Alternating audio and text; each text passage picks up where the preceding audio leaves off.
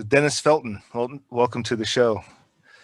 Thank you, Glenn. Thank you. Thanks for having me. So DC, Baltimore-based media executive, media entertainment executive. I got to ask you, what Master Lean Six Sigma black belt? What is Six Sigma? What's Master Lean Six? What is that? Well, Six Sigma and Lean are methodologies for process creation. So essentially, it's workflow design. Okay. So there's pretty much, I mean, right now there's two very popular ones going on in our industry, and one is Agile, and then the other is Lean or Lean Six Sigma. Lean Six Sigma is for designing processes that say the team, the actual assembly line people, let's say, would use with a product created. And Agile would create the project. So like if you're doing an Agile thing, you're probably creating a piece of software or creating a product. Like the class I took with Agile, they had us create a cruise, around the world cruise product, to where basically people got on a cruise ship and went and visited the 7 wonders of the world. So that was a part of the test. And then, but then, so let's say you used Agile to create that product, then you would use Lean Six Sigma to help the workers efficiently execute the processes to use that product. And so that's what Lean Six Sigma is. And so I'm a master black belt, which basically means I've taken a bunch of courses and got 4 certifications and kind of devoted my life to it in a lot of ways, and developed these processes. And then off of that, I developed a process called DIME that is specifically designed for what we do for media and entertainment. Mm-hmm. The Lean Six Sigma was basically designed for manufacturing. You know, it was, it started with the automotive industry, basically, pretty much with Henry Ford, and then Dr. Edwards Deming did it, to help Japan get back up after World War II. And then the Japanese took it, the Toyotas took it and created the Toyota manufacturing for automobiles. And then it got here, and GE took it and then ran with it. And so it's really a methodology for, changing culture, but to the point, making work more efficient. Right. Okay. Very cool. I know I've seen Six Sigma. I know I've seen Lean. I know I've seen that, I think, in some social media. Maybe I think on YouTube they have some, they have some, some videos, maybe some instructional things on what that is. I've seen that. I remember that was quite popular, maybe not too long ago, 2018. So 2019. Yeah. And like I said, GE, a lot of companies made, significant amount of saved us, significant amount of resources and money using it. Like AARP, I think NBC, for a lot of intents and purposes, they're still a Six Sigma company in a lot of ways. And so it really does help you get better, to work better. And so as a workflow consultant, what I come out and do is talk to the customers. I'll first talk to the company leadership, and figure out what it is that the VPs and the executive team see in their post-production facility, television network, whatever it is, feature film company. What is it that they see as success? How are we going to be successful? And then a lot of times when you talk to those people, they're talking about ratings. Our viewership make up these types of people, and we want to move into this demographic and increase our footprint in this demographic by 15%, and which will generate this amount of revenue with our advertisers and things like that.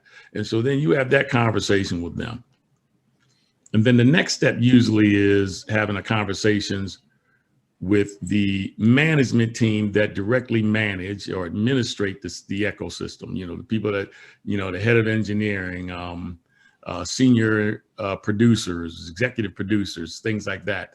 And then you have a conversation with them and say, okay, in this framework, how now do you see success? What is it that you need? And then they'll talk to you.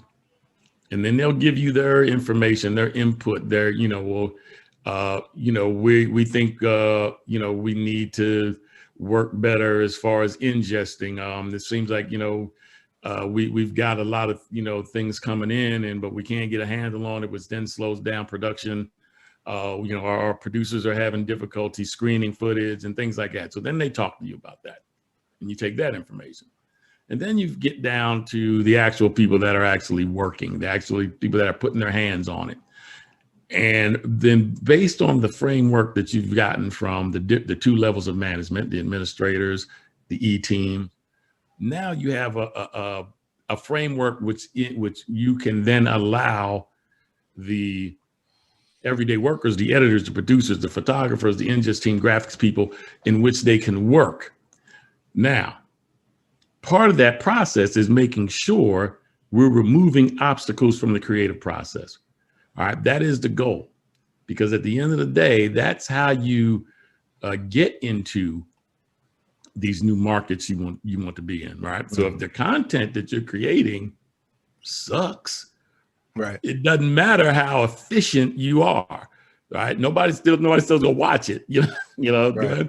No one's still gonna watch it. And so you have to talk to these people about, okay, what is it that is impeding you from doing the best you can to be creative? And then you have to start, then that's when you start getting information from the photographers and the ingest people and from producers and things like that about what, you know, they feel are roadblocks, what they feel works. And then you take all of that information together and you start working with these people on how to create an environment that everyone can work in efficiently. And it is a balancing act, because at the end of the day, all of these parts have to mesh. And if you think about, let's say, just say how a news piece gets on air, that's an assembly line, right? Yeah. Somebody goes out and shoots it and reports it. And then somebody comes in, then it comes in and somebody ingests it. And then from that, you know, the producers screen it and start writing scripts. The editors screen it, start pulling shots. Then the producer and the editor, they get together and they start assembling the piece. Then that piece is sent to a server nowadays, to which then a director and a technical director and a line producer all then run it through that control room that gets on air to the audience. Now, there's a lot of stuff in between that, as you well know, but sure. So then you're building that. Go ahead, you about to say something. Well, you know, and also on top of that, you know, and it just came to mind, what's the additional step is recapping that story, building upon that story, retelling that story, updating that story. And it's like 17 things further down the line.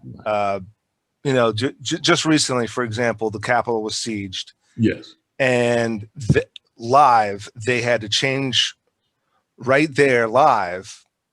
They were calling them rioters, and they were coming up and yelling at the reporters. We're not rioters.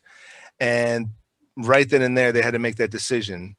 Okay, we're going to call them protesters, because we are right in the middle of them. We don't want to get hit. We don't want to get attacked. For whatever. A week tomorrow, we will call them what they truly are. And then, but then the next day, they showed the same 10 clips. And, you know, that always gets kind of frustrating to me, being a media professional, being a media watcher, being, you know, but you can see that they're using the same old clips over and over again. So at some point they're getting new clips and they're getting more information. And then how is that assembled the next day, and how is that compounded? And it just came to mind. I don't know if I'm building on what you're talking about, or that's a sidetrack. But no, actually, that's a good point you're making, Glenn, and you are building on it, because I kind of gave you a very minute, actually, spotlight into that system, but sort of, as you said, there's a lot of things playing into it. Graphics being changed while you're live on air. What footage do you show based on legal ramifications that could have later? So I'm sure they probably had more footage than those 10 clips we kept seeing over and over in the beginning. Yeah, they got lawyers. No, yes, no, no, no, yes, yes, no, no, no. Exactly. Yeah. Can we be sued for showing that clip? Do we know actually what that person was really doing? And can we speak on it? So there's a lot of things that go in to that process. And so when you're designing a workflow, you're taking those things into consideration. How is the review and approval process done? Because I'm in here cranking something out. I'm just taking, for me, what are the best shots? I'm not a lawyer. I'm an editor. Yeah. And I couldn't agree with you more. If I'm going to be editing, if I'm going to be directing, if I'm, directing, editing, and producing, a lot of stations might have someone wearing multiple hats. I'm going to want the most intense, raw, honest, in your face type of material to show. And then but honestly, we saw maybe 2 or 3 clips from the inside, and it was a lot of the very high, drone or helicopter or rooftop across the street, the very wide, high angle stuff that they just reused over and over again because it painted a general picture.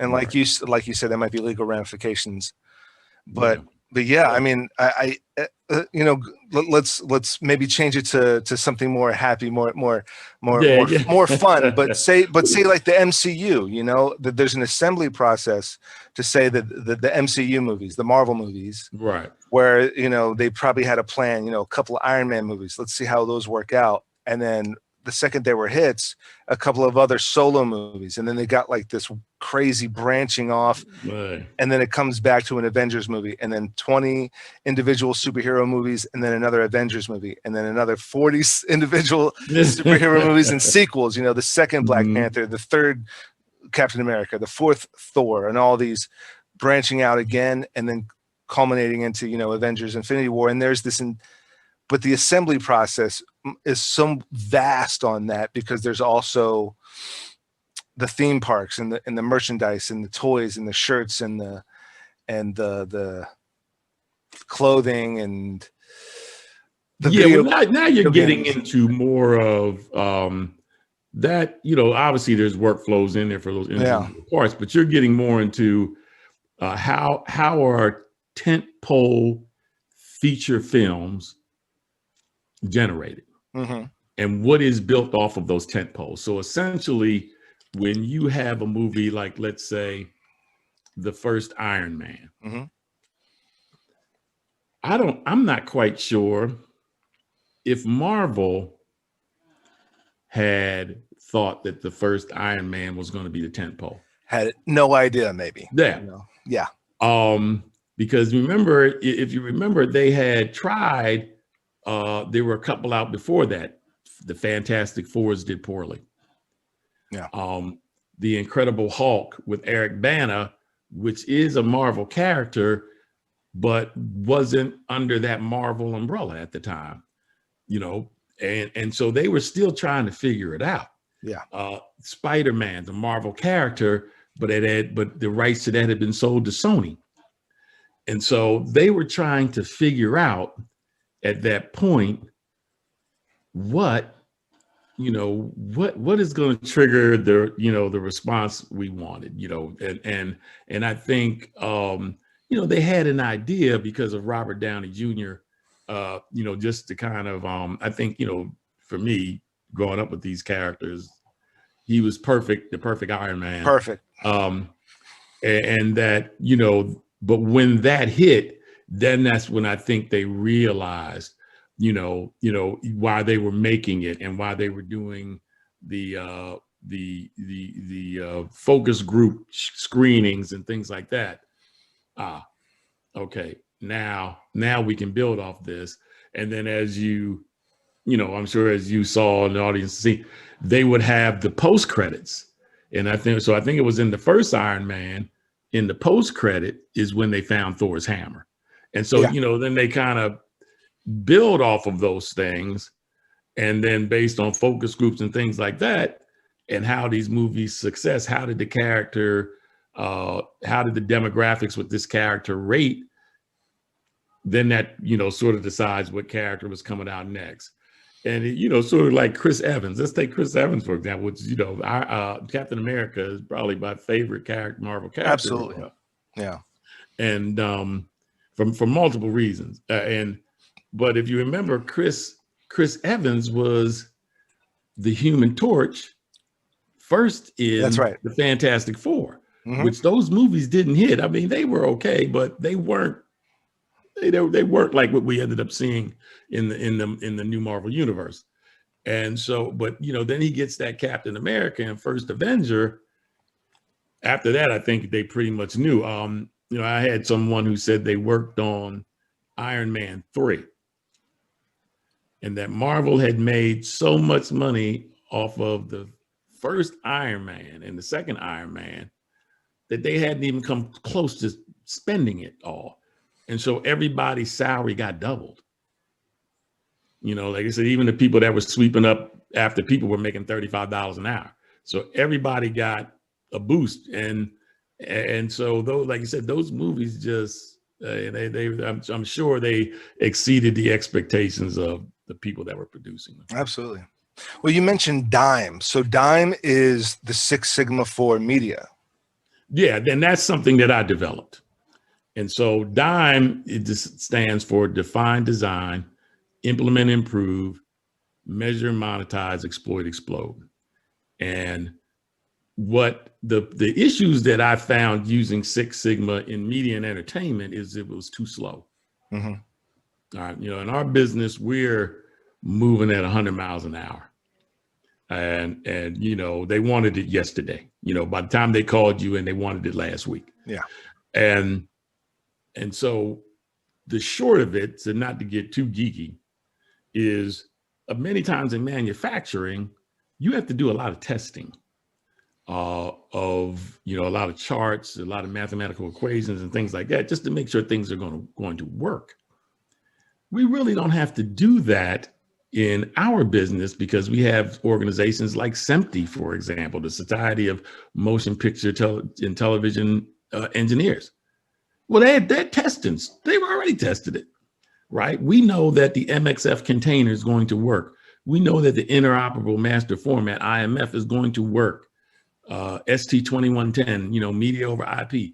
By the time it hits us, we know it's going to work, right? Because other people have already tested it out, the yin yang, you know.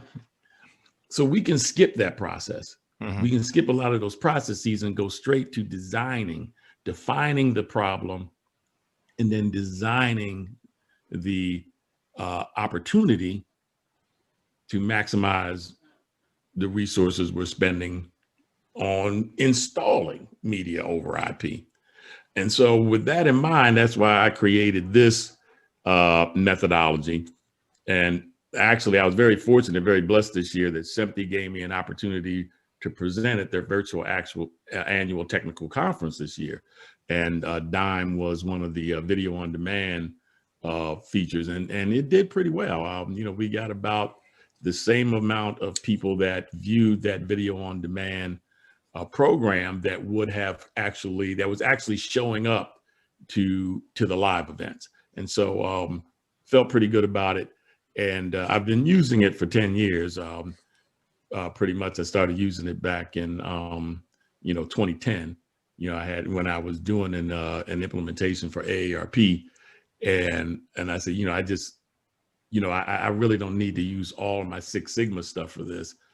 And some of the Six Sigma stuff I was using, I needed to modify it to make it, you know, to be more appropriate for what we were doing in broadcasting and, you know, feature films, media, entertainment, even, you know, like sports, you know, broadcasting and things like that. Yeah. And so, like I said, it's define, design, then implement, improve. measure, maximize, exploit, explode. Now these things are iterative. They, you can do them in any order you want. I mean, I just put them in that order because dime is cool. Yeah. But Absolutely. the order that you work them depends on, what is appropriate for the project. And so normally I come in, like I said, I'll come in and I'll talk to the people involved. I'll talk to the customers, and then we'll define what we call an opportunity statement, or used to be called a problem statement. I like to call it an opportunity statement. All right, what is the opportunity? What issues are you having, and where do the opportunities lie for us to improve, get you over these hurdles, so that then you can start maximizing, getting the return on the investment of the money that you're placing into the equipment you buy and things like that. And so then you define that, then you start designing your workflow. And then once again, you're talking to the customer the whole time, then you want to implement the workflow in a test environment, improve on it, then figure out where you can maximize the benefits, measure that, improve again, and then exploit, explode. Exploit is if, let's say you have a process that's working. It's working well. But if you enlarge it, it'll work better. Exploding is if, let's say you have a process, you have a function, it's not working. There was a time it was appropriate, but because of technology advancements, different customer needs, it's no longer appropriate. Then you blow it up and put a new one in. Mm-hmm. Now, the cool thing about exploding and engaging, engaging in a project is, just because a project is, looks that like it's not relevant, or looks like it's not relevant anymore, doesn't mean that it is.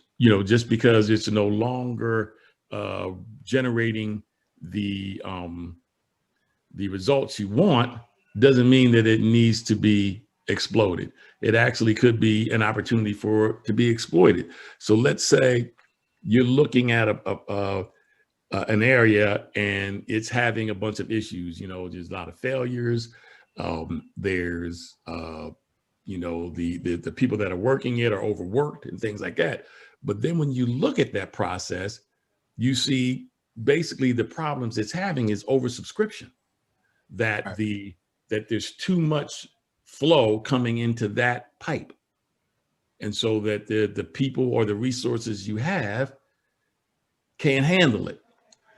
But if you look at the data, you notice, say, hey, well, on the slow days, when this throughput is not that heavy, this process actually works great.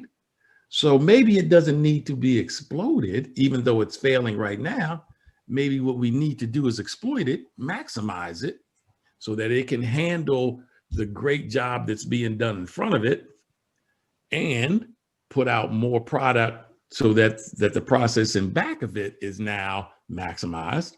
And so then you end up exploding that process that may have looked like it needed to be exploded at first glance.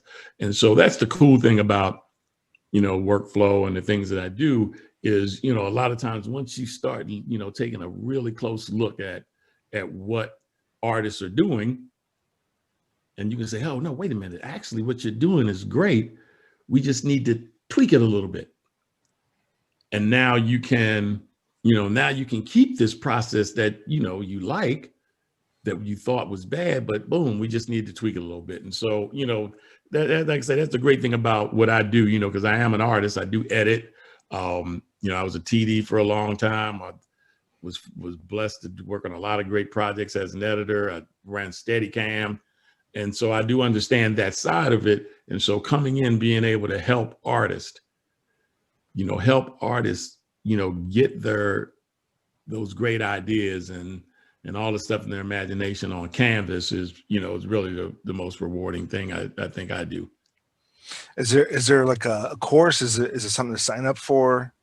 Yeah. Now I took my well, for Dime, no, because I Dime. just developed it. I'm trying to get to that point where, you know, I can build it up enough where I can start training, working on with an educational distributor where I can start training. But you can definitely take Six Sigma and Agile right now. I took my Six Sigma training through the online course with Villanova University, which a lot of people say, you know, is for Six Sigma is the best organization, you know, a learning opportunity you can take right now. And then there's plenty of things out there. I think for Agile, there's an institution called the ISTQB, which is their certification organization for Agile, and you can take courses through them as well with that. Okay. Yeah. Well, I'm definitely more interested in Dime because obviously film and TV, media, that sort of thing. Right. Well, hey, look, you know, and you wanna sit out and get a little Dime training, I'd be happy to help you out with that. Absolutely. Award-winning media professional. I see. Is that an Emmy? Yeah. That's a national Emmy. That was when I was working for Nightline. Okay. I won that. Wow, Nightline, huh? Yeah, and actually that was from the Oklahoma City bombing, which I did a lot of work on. And working for Nightline was well, it was an amazing time. I was there, you know, when Ted Koppel was when he was at his very best. He was probably the most respected news person, you know, on the planet at that time. Oh, yeah. I mean, going out with Ted was almost like going out with the Beatles, man. I mean, everybody loved Ted, man, and he's very personable and things like that. And but the shows we did were just amazing. I think, you know, at one point, I just stopped counting the awards. We were winning so many, and you know, I used to joke. I used to say, you know, well, it's Ted Koppel. All I have to do is not screw it up, you know, and it's going to probably win something. But you know, like while I was there, we did, like I said, the Oklahoma City bombing. I, you know, was in LA for a couple of months doing OJ. You know, pretty much you name anything from probably about 1988 to when I left in 2001, any big event, I probably worked it with, you know, either Nightline or one of the other ABC News programs. You know, it was an amazing time. I mean, you know, it was tough that some of the places we had to go, and then, you know, some of the things we had to edit. You know, I edited, you know, I was the lead editor the night of Mogadishu, you know, the whole Black Hawk Down scenario.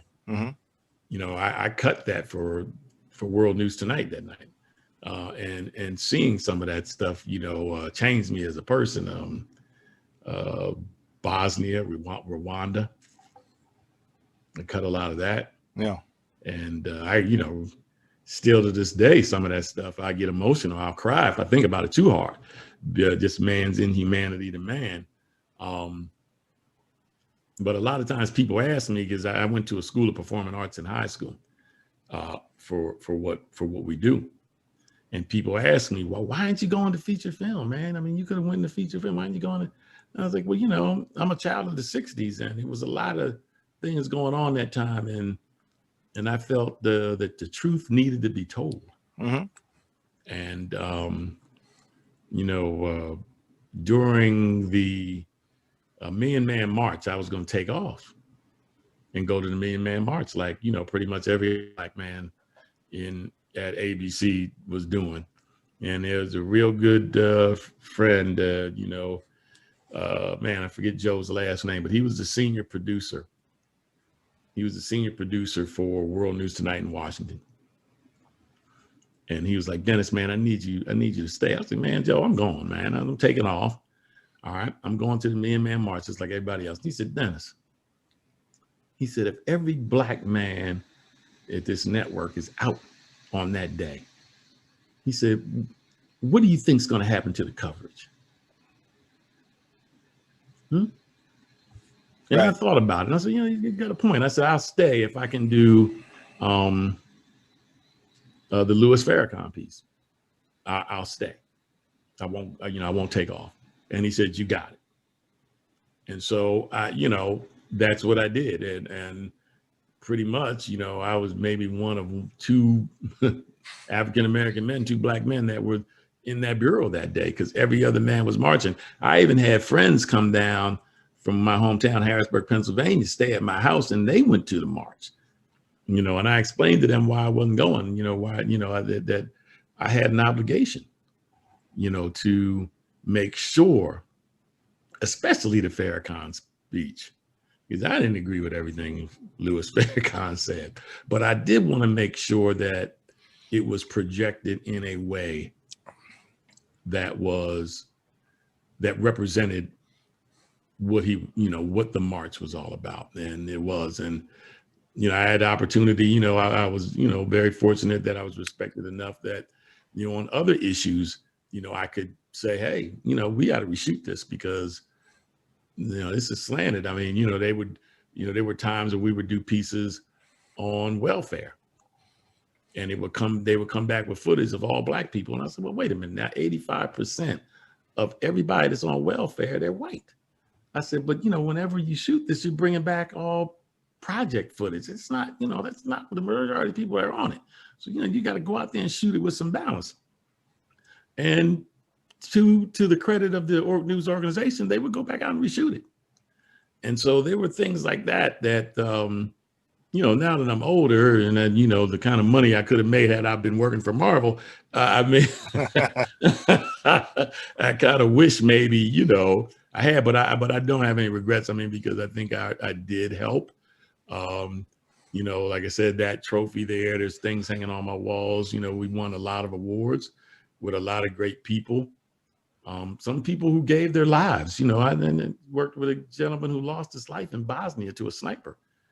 The good friend of mine in Iraq ran over IED and, suffered severe brain damage that still affects him to this day. So, I mean, doing what we did at that time, to tell the story of people like you, Glenn, who were risking their lives to defend democracy and defend this country, you got to put yourself in harm's way as well. Yeah. And to be with soldiers and to get those stories out. And so, I'm very proud of, my years spent in news, and at ABC, I met my wife there. So, so it was, it was a great time. And like I say, I keep that one award right there. And then there's one hanging on my wall of when we were out with Bob Dole. And that was a two-night show, 2.5 hours. I keep that one hanging on the wall just as a reminder of, the people that were in it, and just a reminder of what it takes to keep going, because Bob Dole knew he was going to lose that election probably in April. And he just still stuck with it. He just kept going. Yeah. And working hard and pushing it.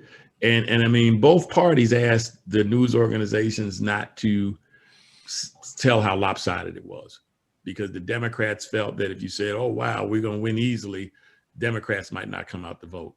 And then Republicans felt that, wow, if you tell how far behind Bob Dole is, the Republicans may just throw in the towel. And so nobody reported how unbalanced it was in April. Mm-hmm. But Bob Dole kept going and kept working hard and kept, his integrity. And that was 96, right? Huge. What's that, sir? And that was 96, right? I think that was 96. Yeah, that was Bill Clinton's second term. Mm-hmm. And man, it was an amazing thing to be a part of, primarily because of Senator Dole. who, you know, the war hero, you know, even though, you know, I'm a Democrat and he was a Republican, I always respected, you know, Bob Dole. Man, it was, like I said, Glenn, it was just something that I will never forget, never be a part of, traveling around, you know, following him around for those couple of days and stuff. And so, like I said, I keep that award on my wall as a reminder of what integrity, perseverance, all those things mean to all of us. Yeah. And so many times, you know, from myself, I'll think back and be like, man, if I had only done this instead of doing what I did do, maybe I would have had more money. Maybe I would be more, maybe I'd be more wealthy. Maybe I'd be more famous. But looking back on what I did do, like you said, I made decisions, you know, I just happened to be in this area. So, you know, starting off when I first got a job at Discovery, and you mentioned Ted Koppel. Ted Koppel actually was doing something, you know, with Discovery, I think in 07 to 08 or something. So yeah, I forget. Yeah. I think we were all up there at that time at TCDC. Yep. Or DCTC. DCTC is where I was. Discovery Communications Technical and Creative Center, or whatever it was called. They called it the warehouse. You know, it was like that that smaller warehouse down the street from the big thing. But I forget. I think it was 07, 08 or something. I had a chance to meet him and shake his hand and like, but you know, it's funny because I think with my generation, I knew who he was. I'm sure I saw him on the news for maybe Bosnia, Kosovo. I saw him on the news, maybe 9/11, but yeah, definitely. But yeah, you know, like I didn't really know who I probably was when he was, you know, on the news, Nightline or whatever. I probably wasn't the age, but I knew who he was, you know, got a chance to meet him and working at Discovery Channel. But yeah, you know, for me, it was like, listen, you know, I had my road and I'm still on my trek. I'm still on my journey, but I got blessed. I got a job at Discovery Channel right out of college and then left there, went to work at this very independent international news station. We did a lot of coverage of the Green Party in Iran. And so, you know, the first, when you mentioned, you know, like watching some, you know, hardcore stuff, you know, 09 to 2010, watching a lot of what Iran was doing to its people, the people rising up, the Green Party, the Democratic Party in Iran, trying to, you know, fight off the Ayatollah. I think is that I think so. I think it's been about 10 years now. So you know, right. I need my wife in here. She's the producer. She always corrects me on it. Yeah, you know, we used to make fun of. I remember we used to make fun of the president's name, Mahmoud Ahmadinejad, I think his name was, and we called him Mucky Mood. He's always in a mucky mood because he's a tyrant, you know. So he's got a bad attitude, mucky mood. So, but you know, those were interesting times. Like you said, just you know, of course, you know, unfortunately, no Emmys for us, no daytime Emmys or well, I tell you what, Glenn. Some of my best times were at Discovery, man. That place was a joy to work in, and you know, the east to west, you know, they had, you know, there's edit rooms and all those machines were on one side, and you know, all through that, and you know, it definitely was media operations over here on the other side, right? Right. It definitely was the creative center, and did a lot of cool stuff up there, man. Because you know, I was actually freelancing for Discovery while I was still working for ABC. And so then when I left ABC, you know, in 2001, man, I could see the writing on the wall, man. Disney was coming in and it was going to be different. And I was like, well, if I'm going to be doing pseudo entertainment, I might as well get the entertainment money. And so when I jumped out, man, my salary almost doubled immediately from news to entertainment. But man, being up at Discovery, man, it was a joy, man, being up there. You know, as you know, man, I mean, people really liked each other. And, you know, you'd bounce around edit rooms and talk to other people. And, oh, man, what was his name? Oh, man, Andre, or, you know, kind of heavyset black guy. He used to call me Papa. He said, you like the dad up here at this, because I would come around, knock on people's door, ask them how they were doing, and And if people would say, "Oh, I'm fine," I would say, like, "I don't know, man. You don't sound good today. Come on now, tell me what's going on," and talk to people. So he started calling me the Papa of Discovery. But it was, oh man, we had so much. It was really, a good time up there. Probably, and I don't know if you saw this one, but I worked on the Wright brothers' 100th anniversary of flight. I think it was Discovery's first primetime HD special. Okay. And man, that was, that was something that had so many resources. It had over, like, I think it was 592 HD cam tapes alone. It had so many resources that Discovery didn't want it in the building. So they rented a townhouse out in Hay Adams, Virginia, and that's where we cut it.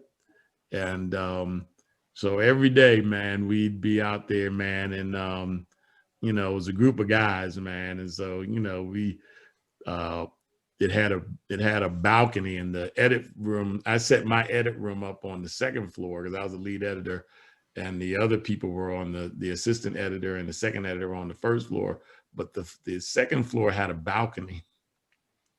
And me and this producer, his name is David Banks. He's from California. He had flew here we bought a grill. We bought a Weber grill.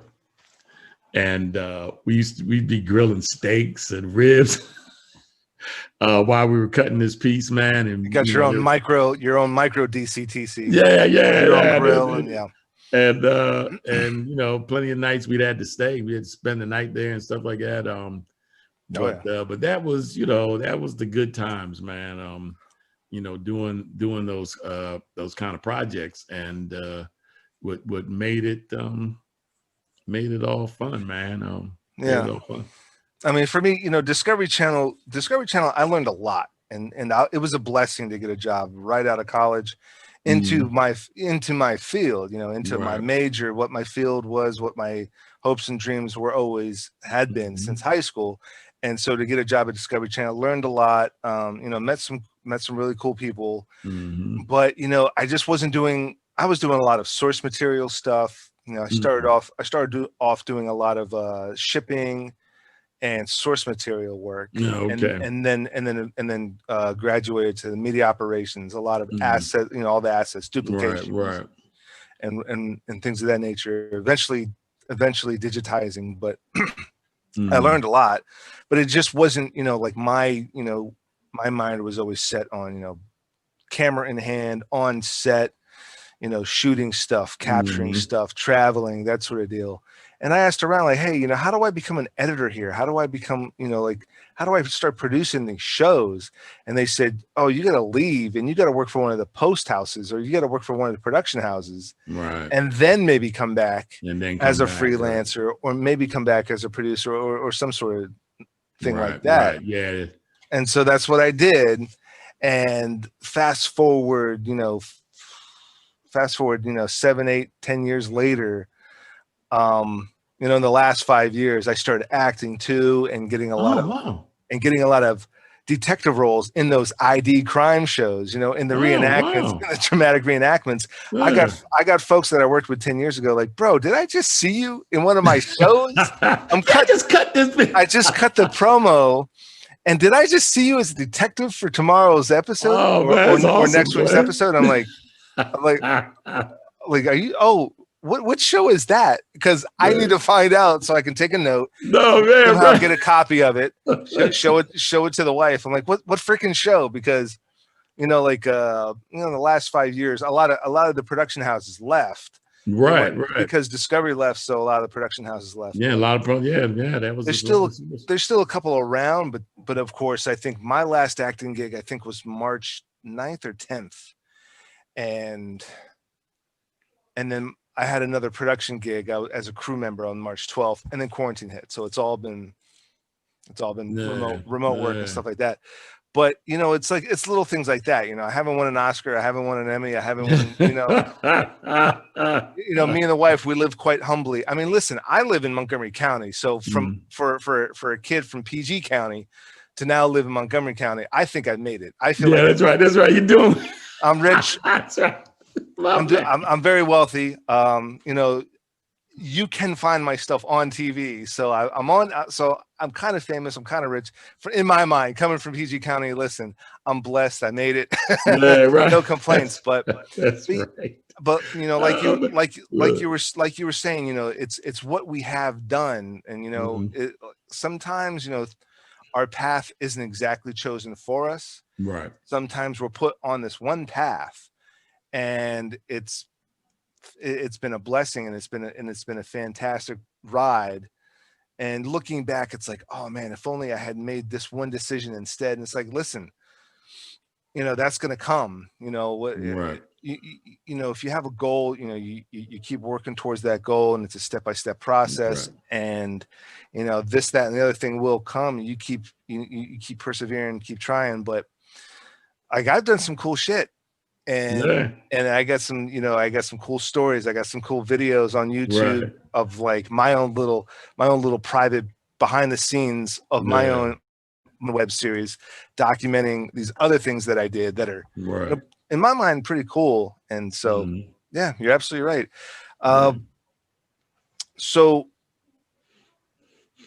have you been back on set, or have you remained, how have you been impacted? Have you been remote this whole time, virtual this whole time, or? Yeah, it's been I've just started going back into facilities. Okay. So the here's the thing with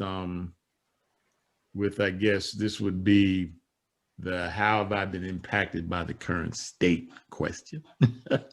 Yeah, well, of course, you know, as you know, we said, kind of talked about off camera, you know, there's been personal loss, man.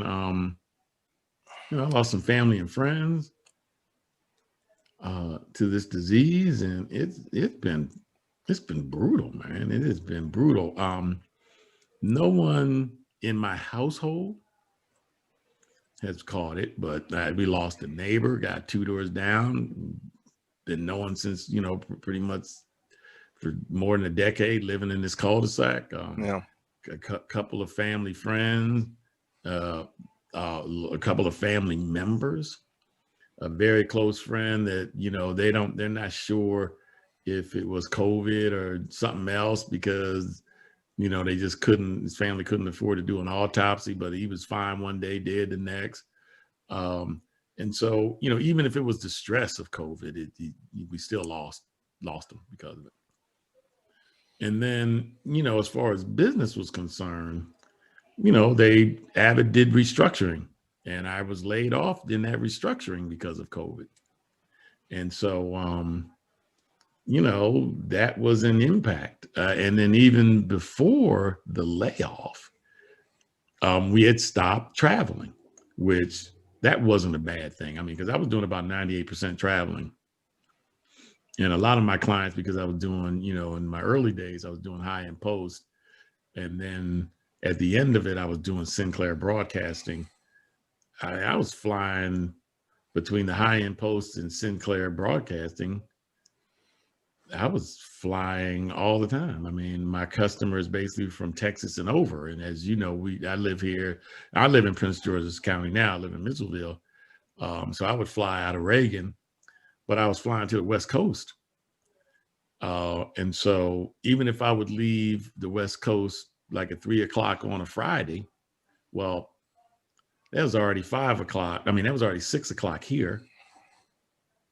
And by the time I got, you know, home, it's like 10, 11 o'clock, 12 o'clock. Yeah. So basically it's Saturday. And then to be back in LA, San Francisco, whatever it was, by 10 a.m. Monday, well, I'm flying out Sunday. So there was times when I was home for less than 24 hours. And that went on for years.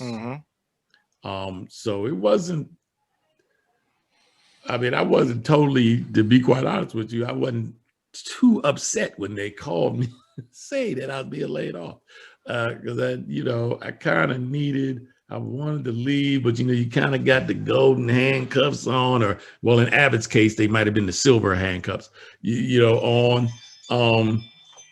And but then, you know, got released, laid off, and I was like, you know, I wasn't even upset about it when they, you know, they called. They were like, "Hey, you know, we're sorry. It's good. Well, how much money are you giving me? You know, don't be sorry. Don't be I've been sorry. in this business since I was 16. People get laid off. What's the settlement? Let's move forward." And I was sincere. I wasn't upset or anything like that. I just, you know, hey, we don't tell me how sorry you were. I really don't want to hear it. I got stuff to do now. Yeah. And so, you know, from that, I was like, you know, I was kind of like, yeah. You know, my wife was like, no. I was like, eh. And because this is the right time for anyone who is a creator to be able to create independently. All right. I mean, look at you, Glenn. Could you have done this 15 years ago, 20 years ago? Could you have done this? You couldn't have afforded to do this. The technology. The technology alone. Yeah. You didn't have enough money. Right? You would have needed $250,000. Or you would have had to rent a whole post facility. You know, you had to go to the post house and do it. What you're doing right now in high definition is extraordinary. Right. You raise an excellent point. Yeah. And so now's the time. You know, when young people, you know, now's the time to be out there. You know, because when young people ask me all the time, they're like, well, you know, I'm behind. You know, I'll never catch up to somebody like you. And I'll tell them all the time, I said, that's not true. The landscape shifts about every 10 years. It gets wiped clean. And we're all on the same level again. The technology shifts that much. I said, when that happens, you need to be prepared. You need to be prepared to get in there. Now, will you have the sort of, you know, ends I have with people where you know who to call, this and that? Probably not, right? Because I've built relationships over 50 years in this business, wherever it's been. Like I said, I've been in this business since I was 16. So I've got relationships I've built from local stations all the way to networks. So you won't have those, no. But you will know just as much as I do, which is nothing, about the current state of technology. And so if you can then become a subject matter expert in some way, shape, or form, which again is very easy because anybody can make a YouTube channel, right? Right. I mean, it's gotten way simpler now. Yeah. I mean, this is a Samsung Galaxy S20G, 5G, whatever. It shoots 8K. 8K. It shoots 8K. Now all of a sudden it's 8K, and I didn't even know that. I know my phone does 4K. I know that. But it's up to 8K now. As far as I know, there might be an update on my phone. Might have updated, and I wasn't aware of it. It might be shooting 8K now. It might be shooting 8K. Both of my phones shoot 8K. I got an iPad that shoots. You know, all of them will deliver a raw file. The cell phones shoot HDR. You know, high dynamic range 10. You know, and then the new iPhones that are coming out with, you know, I got to figure out how to give me one of those. They're shooting in Dolby Vision. We all have the tools. Now, of course, like I've always said, what separates the amateur from the professional is skill. Can you light? Can you mix sound? You know, do you know how to construct a sequence so that, you know, it brings the audience in? That's what will separate us, not the technology. Yeah. And you know, you can't. I'm a believer in it's difficult to train artistic skill. You might be able to teach somebody how to use a paintbrush, but that doesn't mean they're going to be a Picasso. Right. And so, and you know, like I mentioned before, I'm definitely interested in your dime process, your dime strategy. But at the end of the day, I tell everybody, I've mentioned this every other episode of this podcast. If you don't like it, if you don't love it, whatever it is, you're not gonna do well at it. That's right. Because you're not gonna give a shit about it. That's right. I know everybody's got to make a buck. Everybody's got to pay bills. Everybody's got to eat. Everybody's got to keep the heat on and the water running. You got to eat, and you got to have a roof over your head, of some kind of roof over your head. That's right. That's right. But and so, for me, I always, okay, you know how actors always have a fallback, and a struggling actor might have a fallback as a bartender, as a waiter, as a realtor, as a car salesman, as a bank clerk, as something. If you have a fallback, there's a good chance you're going to fall back on that. That's right. Your plan B is, and so your plan A. And so Schwarzenegger always said, "I never had a plan B. That's right. I always just ran with the plan A." My plan B and my plan C and my plan D and my plan E all encompass still film, video, audio, video, film and TV, music, sound production, audio production, graphics, something within this whole world of media and entertainment, so that, listen, like I said, I left Discovery, went to a news station, and it was okay there, and covering a lot of what was going on in Iran, and I felt like I was doing a lot of important, passionate work. The studio wasn't run well, and it went under. I started butting heads with people. Too many people had too many different selfish goals with the studio. Eventually, everybody split, went and did AD'd on this independent thing, and I just stuck with it. And then enlisted in the National Guard. So the National Guard was 1 week in a month, 2 weeks in the summer, and so from there it was still, I'll take some orders if I have to, but I can always jump off those orders and jump on this film and jump on this film, jump on this commercial, jump on this thing. And then someone started saying something like, "Hey, with all this military training, that's like an acting school. Take some acting gigs as law enforcement or military." And it just dawned on me, like, I can shoot my own headshots. I got the wardrobes. I got the uniforms. Right, that's right. I got the wardrobe. I can, and I've got the expertise to photograph, and so I shot my own headshots. And there was probably 2 straight years it was all acting. Wow. I had not picked up a camera, I had not AD'd, I had not even picked up my laptop to break down a script. It was all just memorizing scripts, and it was all like memorizing lines. And it was 2 straight years of acting, commercials, crime shows, industrials, training videos, some DOD stuff, those training, those module videos for like military online courses. And it was just 2 straight. And then I started networking and then talking to people. And then I started getting calls again for AD this, direct that, production manager, production coordinator, AC.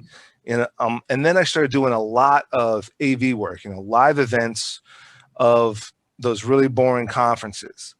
And as I was doing that, started delving into live streaming, started learning how, audio signal, wiring mics, wiring speakers, wiring cameras, live ingest, video signal, audio signal, and then implementing that into live streaming.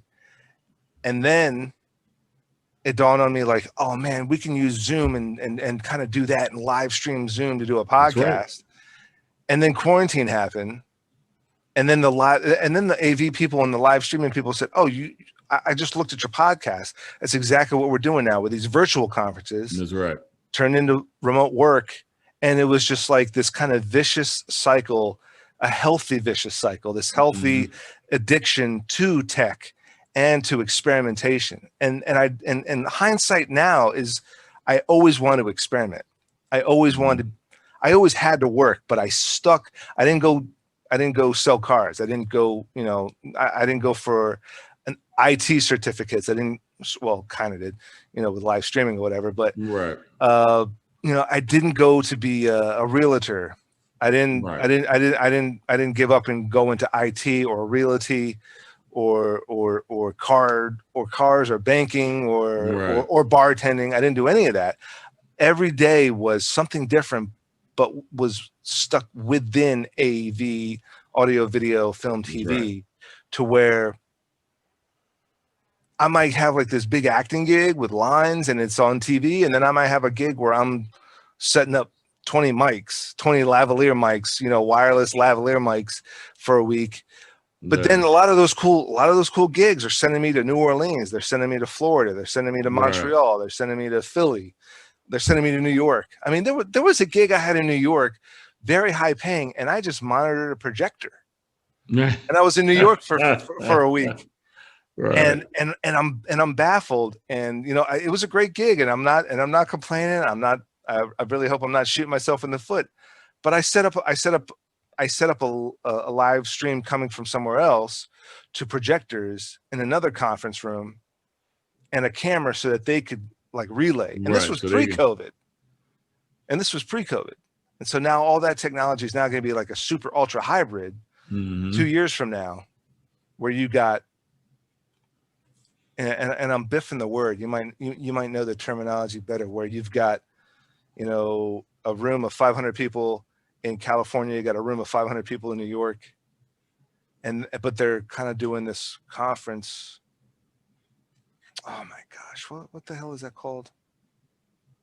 Anyway, teleconferencing. I mean, that's I guess so. Yeah.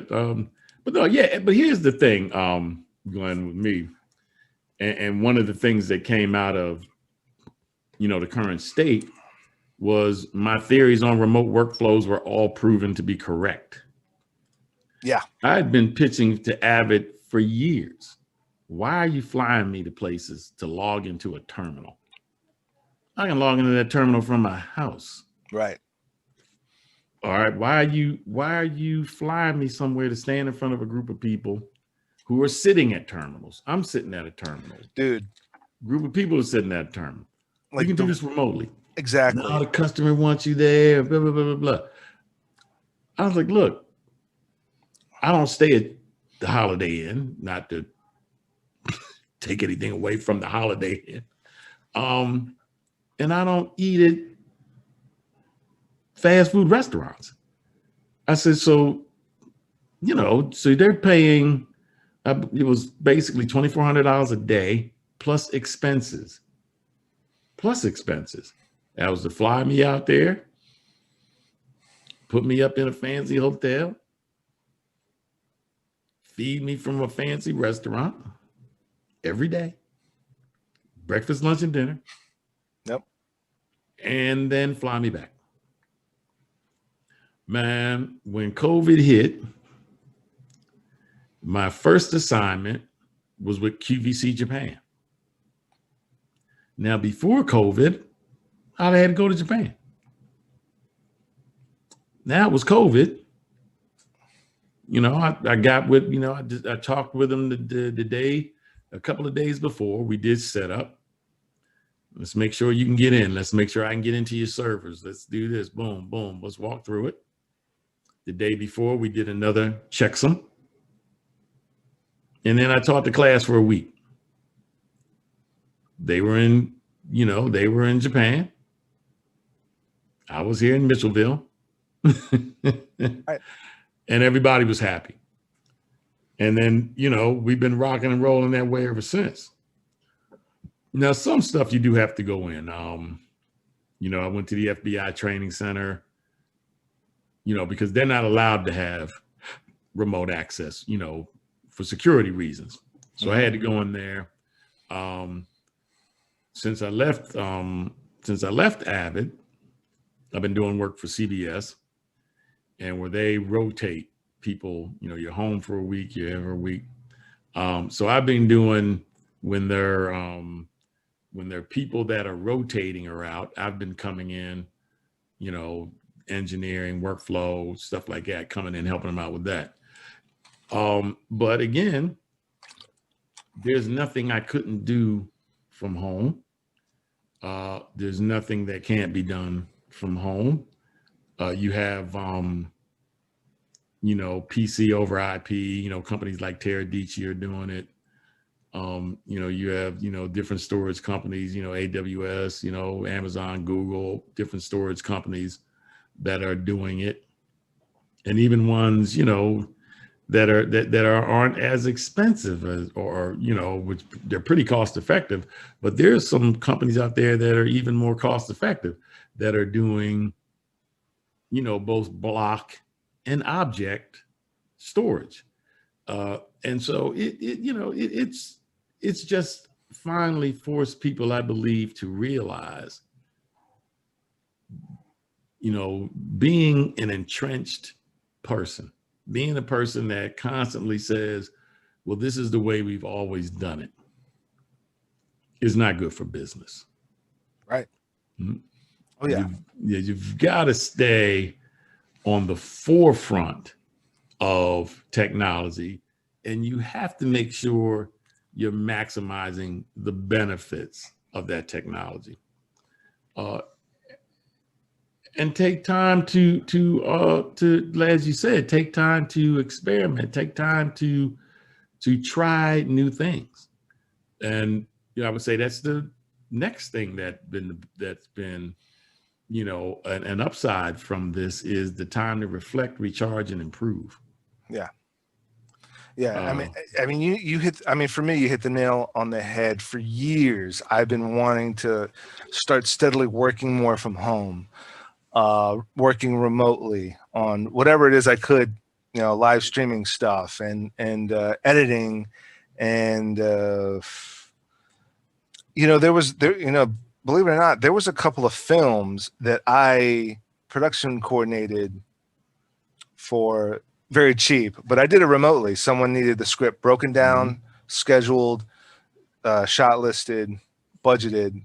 I did all that. And the film was shot in Albuquerque, New Mexico. But I did all the paperwork here remotely and then sent it back up. And I said, hey, have fun shooting it. I got a little, what the hell do they call it? Honorarium for that. And, it's like, listen, I'm good at it. I can do it for just about anybody, real quick, knock that thing out for you. Give me all your logistics. Here's your first draft of your schedule and breakdown and blah, blah, blah. And then they might throw something back. Oh, but here's some notes. We don't have the actor for the first week. And we don't have this other person for the second week. All right. Manipulate that. I can do all that remotely. There's a lot of this that can be done remotely. Now, feature film, Glenn, has been doing it for probably close to 2 decades now. Yeah. Because, a lot of times things are shot in Canada. They're posted in LA. The effects are done in Australia. So they've been doing it for some time. It's basically when I have these kind of discussions with people, we're talking about facilities and talent rationalization. Yeah. How do you rationalize having a structure? How do you rationalize having the best talent available at the best price available? So, probably like maybe it was like 2010, 2011, company in DC, high rent district. They wanted to add edit rooms. They wanted to add edit suites. But the cost was going to be enormous. And so they said, Dennis can take a look at this, what can be done. And I was like, well, the main thing that could be done is if you could have editors work remotely. Because now you can have the best talent, regardless of where on the planet it is. Exactly. Yeah. And you don't have to open up fire up a suite for it. Now, the technology wasn't there then. Of course. And so how we got them in position not to have to build more edit suites is we had them become more efficient in their Ultra HD projects. Their Ultra HD projects had a mean of 4 days, and through workflow, through using Dime, we got that down to 2 days, which then, allowed them to, to run more projects through the same infrastructure. But nowadays, you've got, companies like Edit Share and Avid with Edit on Demand, and other companies out there who, even companies like Razorwire who will just provide you with the infrastructure. And I mean, even like AWS, you could build yourself through Amazon Web Services, the tools you need. You could have an EC2 instance that has all the RAM and CPU horses you need, different kinds of storage, different kinds of tiered storage that AWS uses. And you could build yourself an edit scenario that will be more powerful than anything you could put into your house in the cloud. And a very reasonable price, and then turn it off when you're not using it. Exactly. And then have it spin right back up exactly the way it was you left it the next time you do. And so that's where we are. And I mean, right now, so I'm the thing I'm focusing on now, two things actually, and maybe even three. Is number one is AWS certification and becoming a practitioner, and then eventually a professional solutions architect. And then, with the focus on media and entertainment, where I can then combine Dime with that. Then, hopefully I can get you to come on. I'm about, hopefully soon I'll be starting my own podcast called The Art of Disruption. Where we get people like yourself come on, people who have they're doing things in this disruptive state and doing them successfully. And then the other, like I said, then the third thing would is becoming an agile certified tester, so that I'm not the agile facilitator, but I come in and test the process. And so those are things I'm working on now. I think those are those kinds of things are where the future is for people like me and you. Okay, we want to stay in this business, right? Our plan B is doing a different show, right? Right. Exactly. It's not, it's not getting a job as an accountant. This is the third time. Diversify our talents. This is the third time that me and some colleagues have tried a podcast. This is the third time, and we tried to do it virtually before. And I was bringing in, one person on Google Hang. Well, no, all three of us were on a Google Hangouts chat and a Skype chat, because I could only bring in like one video from Skype and then one video from Google Hangouts. So the three of us were on two different video chats at the same platforms. But then I just overheard about Zoom, and it's like, hey, if you get this, then you can like record it, and you can like do this, and you can like split screen, and you can do this, and it's better than. And I'm like, what? And then as things grew, but like we said, this like Plan B was just doing it again, and then and Plan C doing it better the next time. Plan B is Plan Better, and then you go back to Plan A, which is Plan Awesome. But then the quarantine was just like, okay, well, here's Plan B plus, is just doing it again, But now Zoom just took Zoom just took off, March 15th, I think, or April 1st or something. But no, you're right. Like that's Plan B is just doing a different show. Yeah, right. Right. It like I said, man, it's the time. It's the time to be out there. It's the time to get it done, and do these things. So I'm excited. I think when I get up in the morning, Glenn, it's trying to whittle things down to three things. What three things am I going to focus on today? Because I could do 10 things. I mean, it's so much cool stuff out there to be done, to look at, to read, to watch. Oh my God. Yeah. That you could do 10 things. And I am, kind of the believer, based on my Six Sigma and things I've read, where, the philosophy is if you have more than 3 goals, you have no goals. because about 3 is about all one person can handle at a time. Yeah. You know, if you're trying to do 4, 5, 6 things, you're probably not getting any of them done.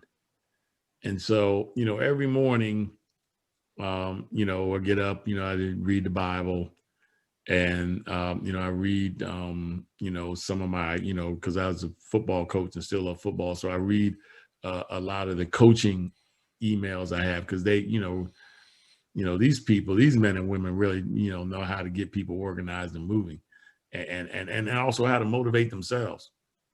And so I still read a lot of coaching emails. And then I try to figure out today, okay, am I working on my Amazon certification today?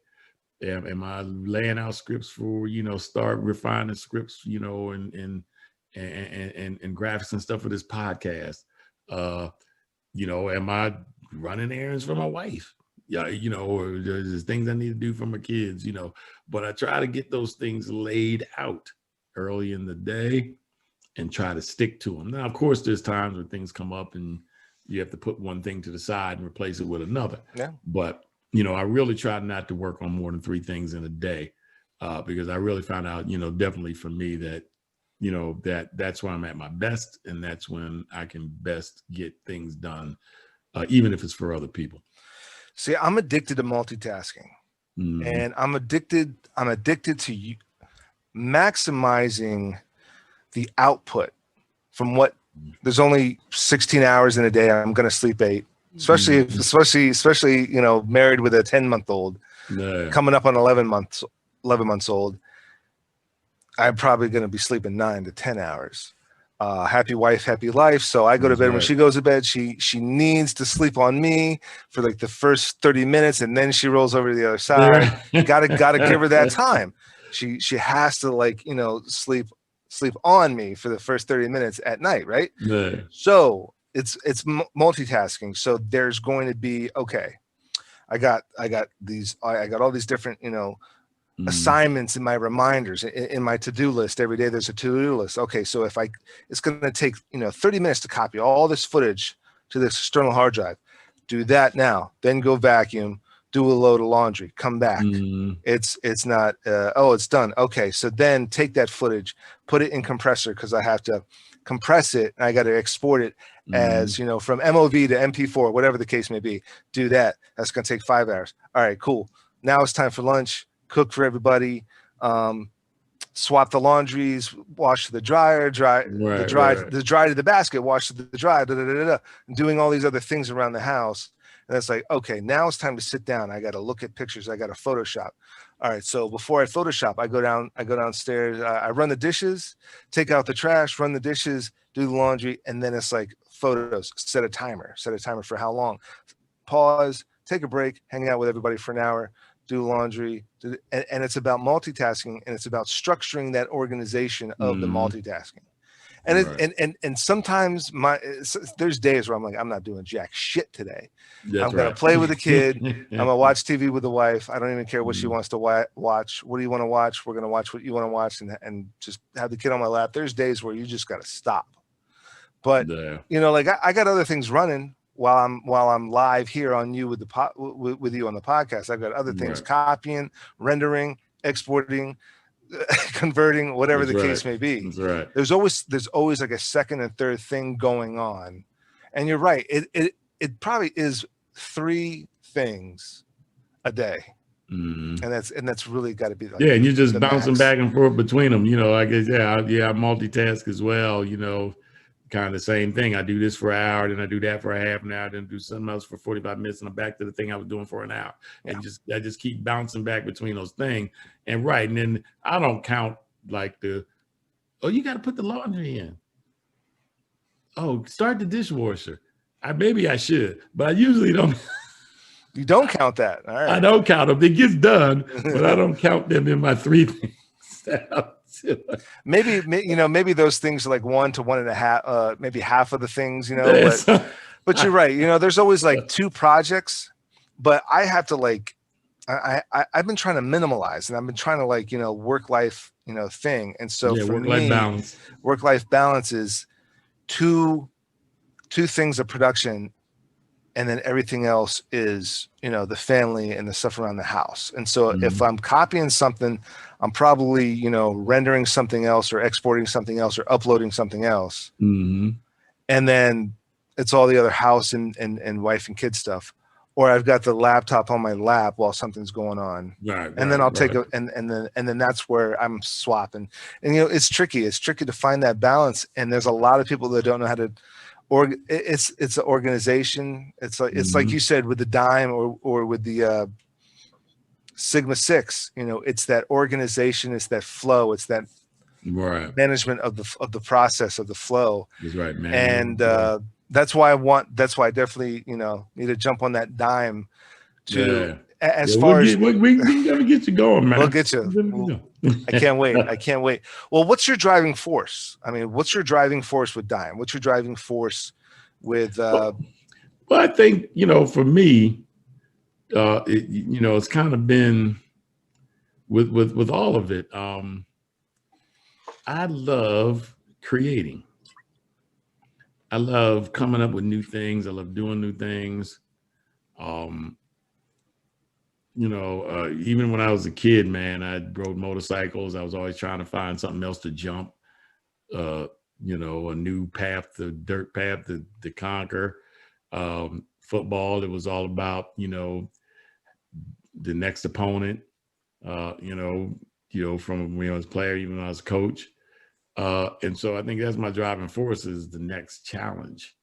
And I think, you know, I've always kind of been somebody that's been into processes even before I realized it. I always, you know, were trying to do things better. Before I got into broadcasting, I was in a school for pre-med my sophomore year in high school. And that, you know, that is definitely about process, you know, the medicine, you know, and how you cure people, where, you know, you have to diagnose what is root cause. All right. So if somebody's, you know, coughing and you just give them cough syrup, well, they might end up killing over one day because you haven't discovered why they're coughing. Are they coughing because their sinuses are draining down the back of their throat, or are they coughing because their lungs are filling up with fluid? You have to figure it out. And so that school ended up closing. And then that's when I went to the School of Performing Arts for my junior and senior year. But when I got my first job in the business, I had a great chief engineer, Charlie Baker, and God rest his soul. And when I came there, I was hired to be the senior audio person. I was 19, about to turn 20, didn't know jack squat. You know, basically they hired me out of college because they had to fill a quota. All right. They had to have at least one African-American in the control room. And the brother that was there, he didn't really, TV wasn't his thing. He was a fashion designer, and now he had got his break. He was going to Paris to design clothes with some, like you say, muckety muck designer, you know, but they needed to hire another Black person. And so they remembered me from interning there. And they were like, hey, look, you know, we want to do this, but this time we want to make sure we're bringing somebody in, a young person in who at least wants to be in this business, you know. And, you know, I kind of told the people, I said, man, I'm in college, man. I don't know anything about mixing a newscast. They're like, oh, Dennis, will be fine. We'll take care of you, you know, but we really want to, you know, make sure we're bringing somebody in, you know, who wants to do this. And end up dropping out of school, taking that job. And it ended up being great. I mean, so I was only there for 2 weeks, and somebody decided to try to melt down the nuclear power plant down the street. So I ended up being in college. And then 2 weeks later, covering 3 Mile Island, I was seeing my stuff on ABC News. But to get back to the workflow, you know, I digress. To get back to the workflow part of it, when I came in, the chief engineer was sort of like, you know, hey, we have these problems. All right, we have 21 live events per week. 2 newscasts and a news brief. 7 days. We've got a little over 14 on-air irregularities in those 21 shows. That was slightly under an error per show. Like they were barely getting a clean show out. And he said, look, this stuff was happening before you came. But nobody cares about that. You're here now. You're in charge, right? I actually had somebody at 19. I actually had somebody working under me. So that's how crazy that was. But he's like, you're in charge and need this fixed. I was like, oh, okay. He said, well, this is what you do. He said, first you have to find out why these irregularities happen. Why are things breaking? Why are we having these on-air problems? And I was like, oh, yeah, all right. I already know that from my pre-med class. Yeah, I know about root cause. Yeah. So I started evaluating, figured out why we were having the problems, fixed those things that were wrong. Part of it was how microphones were being stored and how tapes were being queued and things like that. They were causing issues, figured that out, made adjustments to the process. And then we went 9 straight months without an on-air irregularity. From having 14 a week to not having any for 9 straight months. I was hooked. I mean, I was sold on what you could do if you understood how people worked and helped them work better. And from then on, that was 1980 when I did that first one. And from then on, I just kept going. And then at one point, I read about Six Sigma and I was like, wow, this is what I do. I'm already doing this. Maybe I can get a certification in it. And so then I, was able to get the certifications and then again, like I said earlier, just because Six Sigma wasn't the best thing for us, for us in media and entertainment, I developed Dime. And so, yeah, so it's just been the constant need to improve, the constant look to improve. One of the things I do and have done since, I first, got my first job in the business when I was 19. If it took me an hour to do something, so let's say I was doing this job and it took me an hour to do it, and I had been doing it for an hour for 6 months. Then I looked at it and I was like, okay, it's taking me an hour to do this. How can I do it in 55 minutes? Absolutely. Yeah. And normally working, I ended up knocking more than 5 minutes off. I would end up knocking somewhere off between 10 and 15 minutes. And then I started doing that every 6 months. Then I started doing it every 3 months. And when I got down to doing it every 3 months, that hour job, the job that was taking me an hour to do, when I left that station to go and work for NBC, I was doing that hour job in 15 minutes. And, again, it was from workflow design. When I left that local station, I had a lot of friends there and stuff like that. But people got promoted when I left. But one of the guys that was a good friend of the place, he said, Dennis, man, it took 3 of us. It took 3 people to do your work. And I said, man, I'm telling you, man, you need to look into workflow processes. You need to look into that, man. I thought, I didn't say, yeah, because I'm a bad man. I didn't. I said, look, man, I said, it's because of this stuff. These methodologies that I've been reading up on and using, and you really should look into it, man, because you could put them to work just as the same way I did. And so, that's my driving force. I always want to get better. I always, if I did it in 5 minutes today, I want to do it in 4 minutes tomorrow. And so with those kind of, pushing that is what drives me. Yeah. I mean, for me, I couldn't agree more. For me, it's not only creativity, but it's also problem solving. And somehow like implementing both into each other. That's probably a reason why I'm really good at being an AD. It's because I'm an experienced director. I'm creative. I know, most of the general soup to nuts filmmaking processes, disciplines, technical pieces when it comes to filmmaking, from prep to production to post. But being an AD, a lot of directors, they get frazzled, they get lost inside their own mind. And it's like, listen, relax.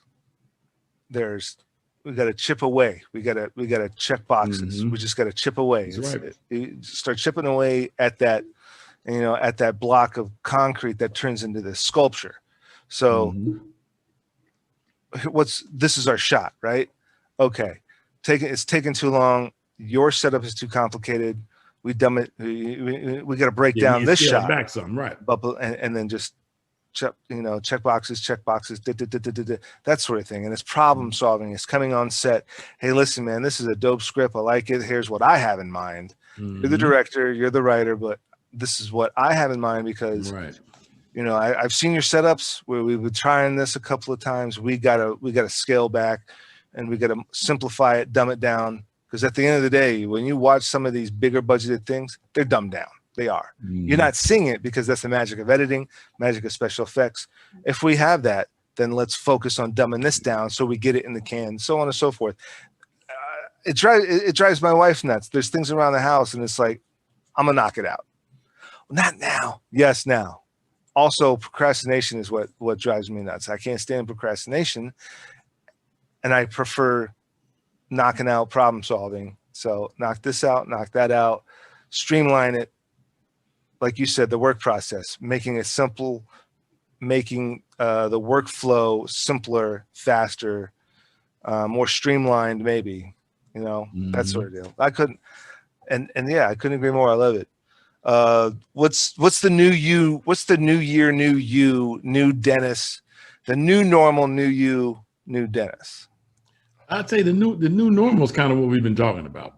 The new me is, virtual. What can I do in the cloud? All right.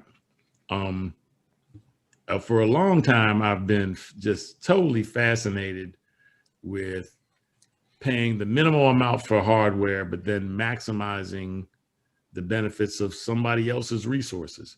So, when the whole hypervisors scenario came to play where, essentially that's how you, on a virtual machine, you share and isolate resources. It's sectioned off by using a hypervisor and so that one machine is actually 4 different machines with 4 different applications on it.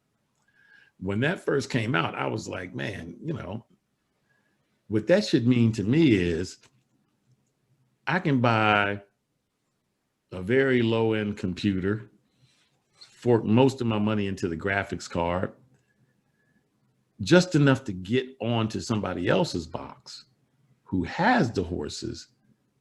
And my device is just the reins on the stagecoach that are guiding the horses, but the horses are really pulling the load. And now that's here. So, you have like HP has what they call thin clients and zero clients, to where basically you just got a monitor and a keyboard and it's just enough power to get you onto somebody else's device. And you're in the cloud, you're working, you're cranking, and you're getting all that, CPU power and RAM on the graphics, all that's coming from somewhere else. That, like I said, that you're paying the minimal amount for, and you're only paying for it when you're using it. And so that's the new me. How does Dennis, in my creative mindset, how do I maximize that? Yeah. how am I best going to use that? You know, right now I'm experimenting with some learning opportunities. I actually have one on my IG page called The Art of Disruption, where I did a quick, you know, did a like a minute and 15-second explanation of D-log footage in drone cameras and how to drop a LUT on it and then color correct it. And so I think it's minute 30. And how can then I best maximize that? You know, maximize my skills as an editor. You know, I can do Photoshop pretty good. I can do After Effects pretty good. I'm using some of these new technologies that are using artificial intelligence. There's a company out called Topaz that you know, that has Mask AI. There's another company out called Skylab that has another masking rotoscoping tool that allows you to cut things out like in a 10th or 150th of the time it used to take us to rotoscope something in After Effects or Photoshop. So how can I best maximize those tools and start using them in my everyday post-production life? You know, how can I even to my news clients who, you know, really have, you know, the speed is more important to them probably than anybody else, because usually they have turned something around in minutes. How can I start helping them use these artificial, you know, these applications that are driven by artificial intelligence to now best, you know, perform their task when they have to rotoscope something or when they have to crop something out and things like that. And so that's the new Dennis. I'm pushing those envelopes on some of these AI tools. I've even used in some of the productions some of these like Pixel Loop, which is something that is developed where you can make parts of a still picture move.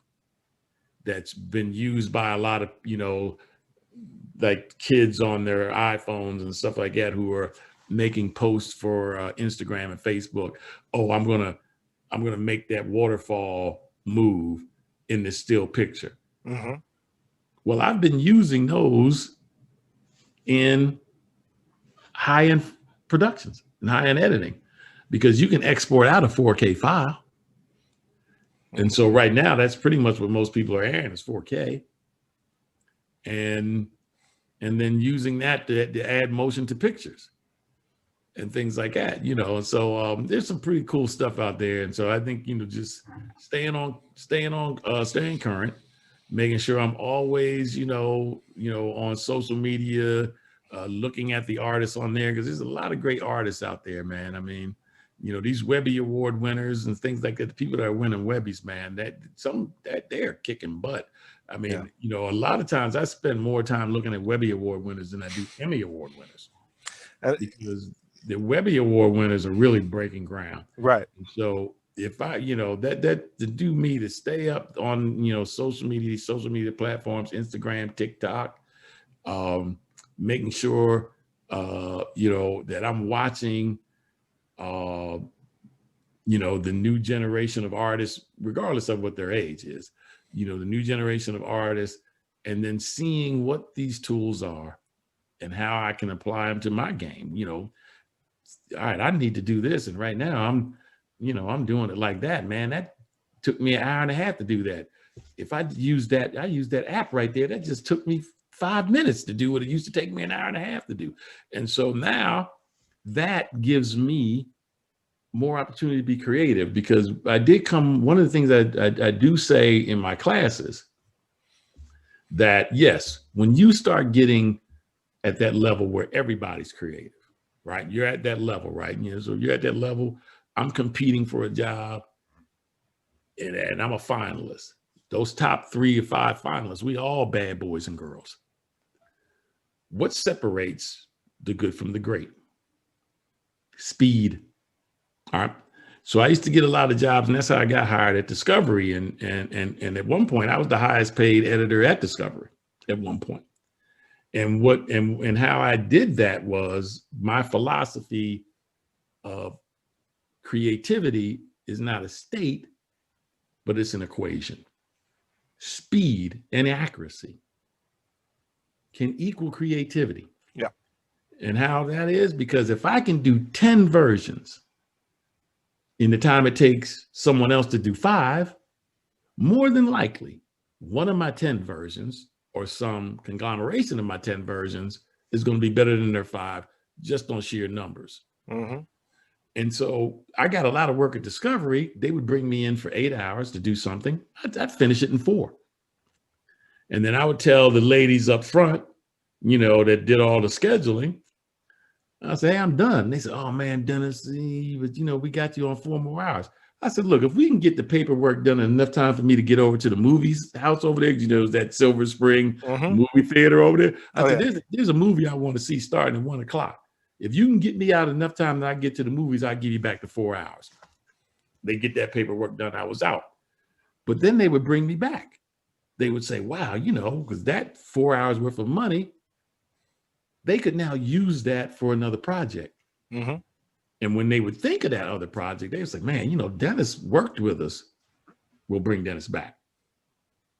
And so, now you're starting to make your money not off of milking one project, or not off of, making money, but off of volume. And that's how, when I was freelancing, my thing was about volume. I didn't want to be stuck on a project for a week if it wasn't necessary. Absolutely. No. I couldn't agree with you more. No. Yeah. If I can get this done in 3 days, I'm out, because I can get it on another project. And I used to have a lot of government people who would say to me, well, I'm going to give you this 5 days of work at this price. And I would say, well, I can make that 5 days worth of money. I can make that in 3 days. Yeah, but this is a guaranteed 5 days. I said, well, so you're asking me to work for 2 days for nothing? This was a guaranteed 5 days. I said, no. I don't care about the days. I care about the money. I said, I'd rather work for 3 days and then hang out with my wife for 2 days. Right. Yep. You come in, so a lot of government hiring managers couldn't grasp that concept. Like, you don't want 5 guaranteed days of work. I was like, no, I want this amount of money guaranteed for whatever amount of days. If you can't pay me my day rate, then you can't pay me, because, it doesn't help me to work 5 days for 3 days worth of money. I just, it doesn't. Right. Yeah. And so, but if you can be fast, if you can be agile, if you can adapt, right? At one point, man, I had cut something on every platform. I had, from Sony to Grass Valley to Premiere to Final Cut to Media Composer. I had cut something on all of them. And people would say, man, you don't prefer one? I said, well, yeah, I probably prefer Media Composer. I said, but they're all just tools, right? They're just drills. And if you can build a house, it shouldn't matter whether you're using a ServiceMaster or the DeWalt. If you can build a house, you can build a house. Right. Right? Yeah. And that at the end of the day, that's where you want to be. And so the new me is kind of the old me, I guess. Yeah. No, you're right. Yeah. I mean, if you can build a house, you can build a house. It's not what you have, but what you can do with it. And exactly. I've got some bizarre equipment in this basement studio of mine in this house, but it's making podcasts. It's making some other web series that I have out there. And like you said, and there's this other web series that I figured out the work processes. I figured out how to streamline, graphics to stills. I figured out how to streamline green screen. I figured out how to streamline voiceover work. I figured out how to streamline the editing of it all, to dumping it in, placing it all in the timeline, exporting, converting. And it's about that streamlined process, because that still in and of itself is still the creativity of it. finding your formula, finding your taste, and finding your style and your formula. That's right. Because a lot of struggling artists, a lot of new artists, a lot of green artists are like, oh, it's not about formula, it's about, and I'm like, every single great filmmaker out there has a style and a formula. That's right. And they're telling you this story, whatever this story is, their way. And, that's right. And this podcast has a certain style and formula of mine, which the blank spot is where what the guest brings in, but everything is stylistic to where it's turnkey, and you can put more product out there, more content out there, because you can't have a Netflix series of just 3 episodes. I mean, sometimes you can, but a lot of times you're going to need a show that has like 10, 15 episodes per season for 3-4 seasons. You got to have like this property. You kind of stretch it out, kind of draw it out and whatever. So each episode has to be formulaic within the next one, except for maybe the premiere. The premiere and the finale might be a little bit different to stand out. But you're right. It's like speed, cost, and quality, and there's those 3 different things that kind of have to, you might have to sacrifice one of those sort of deals. But yeah, you can't sacrifice 2 of them. That's for sure. Can't sacrifice 2 of them. Well, Dennis, I can't thank you enough for coming on. I learned a lot. I'm continuing to be inspired. It was a great chat. It was great. Great time having you on. Any plugs, links, socials you want to put out there? Like I said, my Instagram is The Art of Disruption. Please check that out. Like I said, we're I'm going to try to get getting the podcast up soon with that, and start putting more content out. More learning opportunities. And then I just like to leave people with as I said, be strong in your convictions. Try to always maintain your integrity. Right. At the end of the day, that's what matters most, right? Do you stand for what you say you stand for, right? Recognize where your place is in the business. Find that out, understand it, and hone it. All right. And then keep learning. All right. Continually learn, and make sure you're flowing like water. Now, here's the deal. This is a disruptive state. And so what you may have thought was a bad idea before may be a great idea today. All right. Don't hinder yourself. Get out there, get your ideas up on the screen, man, and then let the audience be the judge.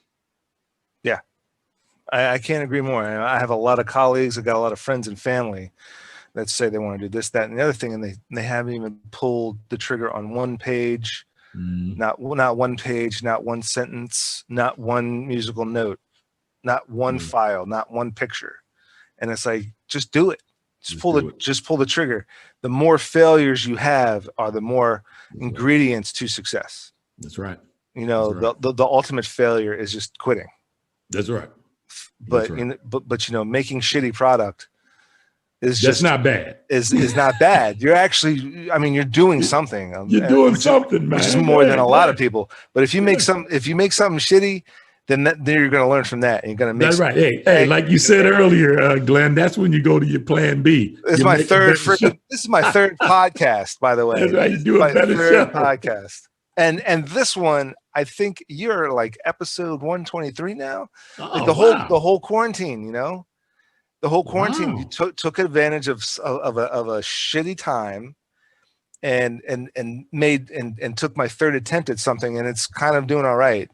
Oh, awesome! I wish my viewership was way better than it is, but everything could get better. Everything can get better, and Glenn, you're doing it. And like I say, send me the link. We're gonna promote this puppy. Absolutely. And And and it'll be a good start for the both of us. absolutely. And hopefully, soon I can have you on my podcast. Yeah, I'll be first in line for the Art of Disruption. I'll be the first. All in righty, line. sir. So absolutely. All Well, right. Dennis, again, I can't thank you again for coming on. Art of Disruption. All of Dennis's links in the description below. To my viewers, I hope I've earned the privilege of your time and viewership. I know Dennis has. And until next time, you know what to do. All right.